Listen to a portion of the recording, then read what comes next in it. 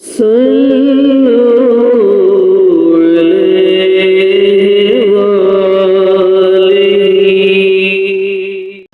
اللهم صل وسلم وبارك على من اسمه سيدنا ومولانا محمد احمد حامد محمود حبیبک النبی الأمی رؤوف الرحیم وعلى آلہ واصحابہ اجمعین وبارک وسلم علیہ۔ معزز سامعین کرام، آج ہم جس موضوع کے ساتھ آپ کے ساتھ حاضر ہوئے ہیں وہ یہ ہے کہ کیا جو آج کل گمراہی کا ایک دور ہے اور اس میں طرح طرح کے لوگوں نے معاملات شروع کر رکھے ہیں، اور وہ معاملات بھی ایسے ہیں کہ اللہ کی پناہ، تو علاج جو ہے یہ سنت ہے، اور مگر علاج کی جو آج کل صورتیں ہیں وہ بڑی پیچیدہ ہو چکی ہیں، اور وہ ایسی ہیں کہ بس اللہ کی پناہ۔ علاج میں مختلف صورتیں ہو سکتی ہیں کہ رسول اللہ صلی اللہ تعالیٰ علیہ وآلہ وسلم نے ہر خیر کی اور برائی کی خبر ہم کو آج سے 1400 سال پہلے ہی عطا فرما دی، پہلے ہی آپ نے ارشاد فرما دی ہے۔ اور ہوتا کیا ہے جی کہ یہ اونٹ کی ہڈی ہے، اس کو گھر میں رکھ دیں تو اس کو گھر میں رکھنے سے گھر میں جادو نہیں ہوتا، نعوذ باللہ من ذالک۔ مطلب عجیب عجیب قسم کے معاملات ہیں، اور ایسے معاملات ہیں کہ اللہ کی پناہ ہے۔ اور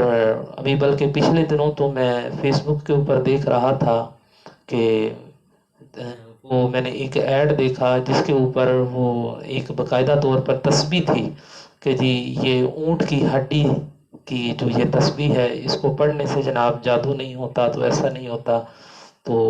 ان معاملات کو دیکھ کر تو بس یہی کہا جا سکتا ہے کہ انا للہ و انا الیہ راجعون۔ آپ دیکھیں کہ کیا ایسی کوئی بات ہے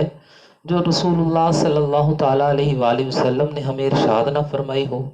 یا کوئی ایسی بات بھی ہے جو قرآن سے ہم تک نہ پہنچی ہو؟ تو بڑا ایک عجیب معاملہ ہوتا ہے کہ ہمارے پاس بھی ایسے بہت سارے لوگ آتے ہیں تو میں دیکھتا ہوں، حیران ہوتا ہوں کہ کسی نے جناب وہ ہاتھوں کے اندر وہ داغے پہنے ہوتے ہیں، مختلف رنگوں کے داغے پہنے ہوتے ہیں، کسی نے جناب وہ کڑے پہنے ہوتے ہیں کہ جناب یہ کیوں پہنا ہے جی، وہ فلاں دربار کا داغا ہے۔ اور واللہ عالم، میں نے درباروں کے اوپر بھی جا کر دیکھا، اس طرح کے معاملات بھی دیکھے، تو وہ دربار کے اوپر تو ایسا کوئی داغا شاگا نہیں ہوتا۔ وہ دربار کے باہر جو ہوتے ہیں دکاندار ہوتے ہیں جناب، وہ داغے شاگے لگا کر بیٹھے ہوتے ہیں، بس وہ اپنی دکانیں چمکا رہے ہیں، یہ لوگ وہاں سے جا کے پرچیز کر لیتے ہیں، اور پھر یہ ہوتا ہے جی یہ فلاں دربار کا داغا ہے، جس کی بنا پر دوسرے لوگوں کو بھی بات کرنے کا موقع مل جاتا ہے کہ جناب انہوں نے تو جناب فلاں بابے کے دربار کا جو ہے وہ داغا پہنا ہوا ہے، تو اس سے ایسا کچھ نہیں ہوگا۔ تو یاد رکھیں کہ یہ داغے پہننے سے، یہ کڑے پہننے سے ایسا کچھ بھی نہیں ہوتا، بلکہ رسول اللہ صلی اللہ تعالیٰ علیہ وآلہ وسلم کی بارگاہ میں ایک صحابی حاضر ہوئے، تو آپ صلی اللہ تعالیٰ علیہ وآلہ وسلم نے دیکھا کہ انہوں نے ہاتھ کے اندر کڑا پہن رکھا تھا، تو آپ صلی اللہ علیہ وآلہ وسلم نے ان سے پوچھا کہ یہ کس لیے پہنا ہے؟ تو انہوں نے کہا کہ جی یا رسول اللہ صلی اللہ علیہ وسلم، یہ فلاں بیماری کی وجہ سے میں نے پہن رکھا ہے۔ تو آپ صلی اللہ تعالیٰ علیہ وآلہ وسلم نے فرمایا کہ اس کو فوراً اتار کر پھینک دے کہ کہیں ایسا نہ ہو کہ اس کی وجہ سے تو اس بیماری میں زیادہ مبتلا ہو جائے۔ تو یہ جو داغے ہوتے ہیں اور اس طرح کے معاملات ہوتے ہیں، ایسا کچھ بھی نہیں ہے، بلکہ اسی زمن میں ایک صحابی جو ہیں ان کے ساتھ بھی اس طرح کے معاملات ہوئے کہ وہ اپنے گھر میں تشریف لے کر گئے، تو جب وہ اپنے گھر کے اندر انٹر ہوئے تو دیکھا کہ ان کی بیوی نے جو صحابیہ تھی تو انہوں نے ایک تعویذ اپنے گلے میں پہن رکھا ہے، تو اس صحابی رسول نے حضرت سعد بن ابی وقاص رضی اللہ تعالیٰ عنہ جن کا نام ہے، تو انہوں نے اسے پوچھا کہ بھی یہ تعویذ تم نے کیوں پہنا ہے؟ تو انہوں نے کہا جی یہ فلاں بیماری کی وجہ سے میں نے یہ تعویذ پہنا ہے۔ تو انہوں نے کہا فوراً اس کو اتار کر پھینک دے کہ یہ تعویذ وغیرہ جو ہیں یہ تیری حفاظت نہیں کر سکتے، حفاظت کرنے والی ذات جو ہے وہ اللہ کی ہے۔ اب یہاں پر ایک اور بات، بڑی کمال بات جو ہے وہ سامنے آتی ہے کہ آج کل کچھ لوگ ایسے ہیں کہ جو اس کے اوپر بھی بڑا پروپرگنڈا کرتے ہیں، اور وہ یہ بات کہتے ہوئے نظر آتے ہیں کہ دیکھیں جی یہ فلاں حدیث کے اندر اس طرح ہے، تعویذات سے منع کیا گیا ہے۔ اب میرا ان لوگوں سے یہ سوال ہے کہ وہ صحابیہ جو تھی، کیا انہوں نے جو تعویذ پہنا تھا، کیا وہ تعویذ رسول اللہ صلی اللہ علیہ وسلم نے عطا فرمایا تھا یا وہ تعویذ کسی صحابی نے دیا تھا؟ نہیں۔ اگر ایسی بات ہوتی تو حضرت سعد بن ابی وقاص رضی اللہ تعالیٰ عنہ کبھی اس چیز سے منع نہ فرماتے۔ یہ تعویذات کے متعلق پہننا جائز ہے یا نہیں جائز ہے، یہ ایک لمبی بحث ہے۔ انشاءاللہ العزیز اگر اللہ پاک نے چاہا تو ہم اپنی کسی اور ویڈیو کے اندر اس کے اوپر مکمل دلائل کے ساتھ اس کے اوپر بھی بات کریں گے کہ تعویذات پہننا جائز ہے یا نہیں جائز ہے۔ تو ابھی ہم بات کر رہے تھے کہ لوگوں نے ایک یہ اپنا حصہ بنا لیا ہے کہ جی یہ اس طرح کرنے سے یہ ہو جاتا ہے، اور یہ ذوف العقادی ہے۔ میں تو یہی کہوں گا کہ آج کل تو بہت سارے لوگوں نے جناب یہ بھی ایک ڈرامہ بنا لیا ہے کہ جناب وہ گھروں کے اندر جا کر تو جناب وہ کیل لگا دیتے ہیں کہ جناب یہ کیل لگے ہیں، ان کیلوں کے اوپر پڑھائی ہوئی ہے، تو جناب اس کی وجہ سے گھر میں جنات نہیں آ سکتے، تو اس کی وجہ سے گھر میں جادو نہیں ہو سکتے، بس خدا کی پناہ ہے۔ ایسا جناب کچھ بھی نہیں ہوتا، مگر ہاں اس کا برعکس ضرور ہوتا ہے کہ یہ جادو یہ جو کیل شیل گھر کے اندر لگائے جاتے ہیں، اور